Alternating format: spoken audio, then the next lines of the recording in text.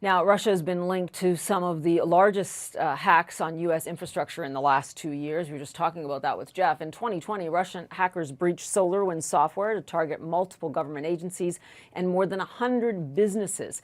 A ransomware attack last year shut down the Colonial Pipeline. In a rare instance of cooperation, the U.S. believes Russia arrested the hacker behind that one. And the U.S. believes a similar attack that shut down several meatpacking plants likely did come from Russia.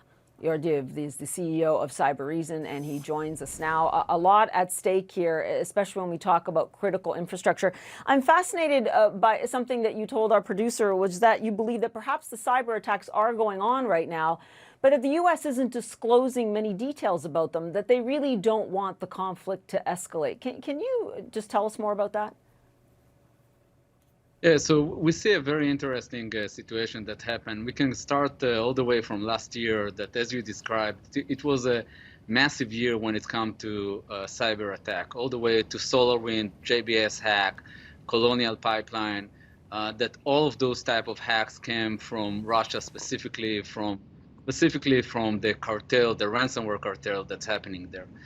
In January 15 this year, basically, the main cartel, our evil group, has been arrested by the Russian. And since that point in time, we basically stopped seeing attack when it's come to ransomware. It's become very, very, very quiet. We believe that those group has been recruited to serve and switched from being a basically state-ignored group to be a state-controlled. And we believe that right now those groups are going to start being operationalized in the U.S. specifically to start attacking. And to be honest, in the past few weeks, we're starting to see an escalation of more and more attacks that ended up with the president saying, hey, everybody, you have to be aware that this is going on, and you have to do something about it very, very quickly.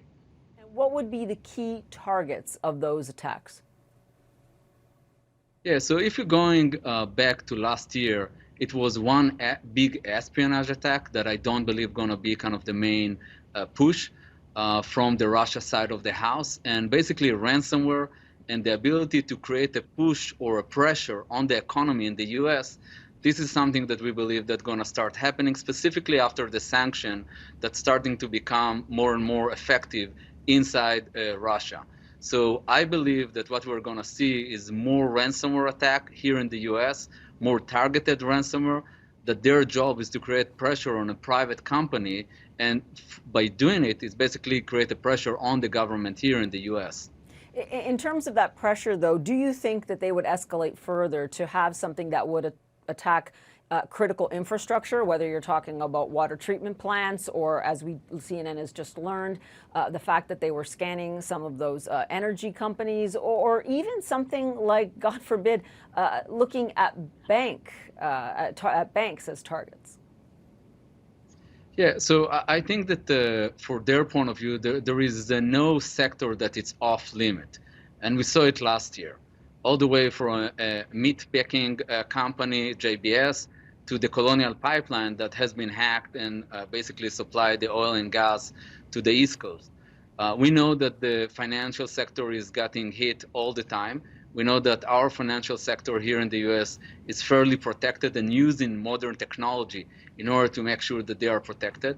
And we know that the utilities companies, in a general broad of speaking, they're less protected and less resourced in order to deal with this type of attack. So absolutely, we believe that they're not going to wait and choose and pick what they're hacking. They're going to go after everything that they can. In terms of individuals or even small businesses, and I know we talk about these cliches all the time, but what can we do to make sure that it doesn't affect us? Yeah, so I think that there is a basic steps that everybody can apply, all the way from if you get an SMS that you don't know where you got it, or an email with a link, just don't press the link. And in many, many times, this simple step of ignoring those SMS and basically social engineering techniques, this is the ability to lure you to click something, to have access to your computer or phone. If you basically pay attention to those things, this is something that that is very, very effective, to be honest, in many cases as an individual.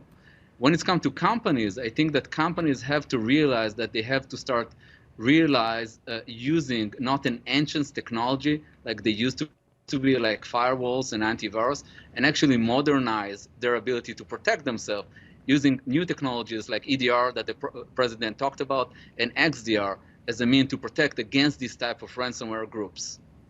Okay, Lior Div, we'll leave it there. A lot of good information in that. Appreciate it.